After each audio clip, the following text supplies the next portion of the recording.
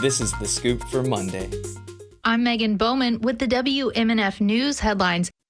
The Republican Party had a lot of wins in the 2024 election, turning some historically blue areas red. WMNF's Chris Young reports. Analysts reflected on what worked and what didn't at the Tampa Tiger Bay Club on Friday. Political analyst Susan McManus says the parties have switched places. It's called partisan realignment. Now the working class is Republican and the Democrats are more elitist. McManus says Democrats should use language to resonate with more people.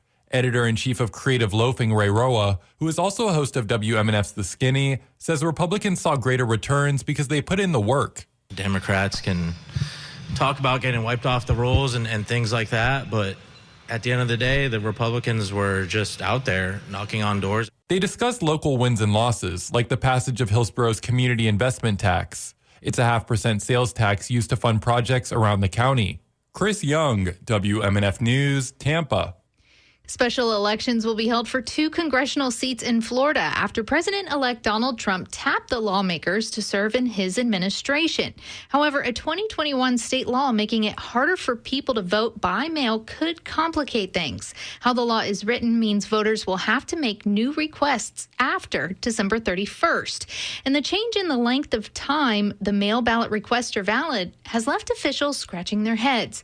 David Ramba is the executive director of the Florida Supervisors of Elections Association. He suggests Governor Ron DeSantis set the primary election for mid-February and the special general elections around April 1st. That timing would allow election officials to comply with the 45-day requirement for overseas and military ballots. DeSantis is expected to quickly announce dates for the special elections. Carrying out a 2023 law, Florida universities have been ending agreements and partnerships linked to 7, quote, countries of concern. The State University Systems Board of Governors is scheduled to receive a report about the law this week, which targets ties to China, Russia, Iran, North Korea, Cuba, Venezuela, and Syria. The law largely prevents state universities and colleges from participating in agreements or partnerships with schools based in those countries of concern. Background information prepared for Wednesday's Board of Governors meeting says 4 of Florida's 12 universities reported that 140 agreements, partnerships, and contracts were in place before the 2023 law took effect. Universities have terminated 77 of those and allowed 47 to expire. Others will expire in the coming years. The Florida-based budget carrier Spirit Airlines has filed for Chapter 11 bankruptcy. A press release says the airline will continue to operate as it restructures, and guests can continue to book and fly without interruption and use all tickets, credits, and loyalty points as normal. The low-cost airline has struggled to recover since the pandemic and has lost more than $2.5 billion since the start of 2020. Spirit faces more than $1 billion in debt in the upcoming year. The last bankruptcy by a major U.S. airline carrier ended when American Airlines emerged from Chapter 11 protection and merged with U.S. Airways in 2013.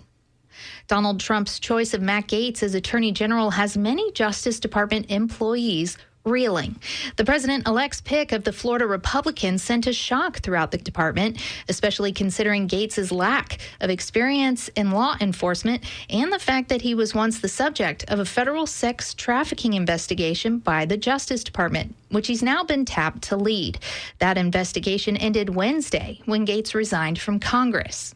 Meanwhile, Donald Trump Jr. says any pushback from the Washington establishment around his father's unconventional choices for cabinet proves they are just the kind of disruptors that voters are demanding. After Trump was elected in 2016, he stocked his early administration with choices from traditional Republican and business circles. Today, the president-elect values personal allegiance above political experience. The National Weather Service says sunny skies today with a high near 82. Tonight, partly cloudy with a low near 65. Tomorrow and Wednesday, we might see some rain. And then Thursday and Friday, you'll see clear skies and highs reaching just 70 degrees. I'm Megan Bowman with the WMNF News headlines. This is The Scoop, recorded at WMNF Tampa.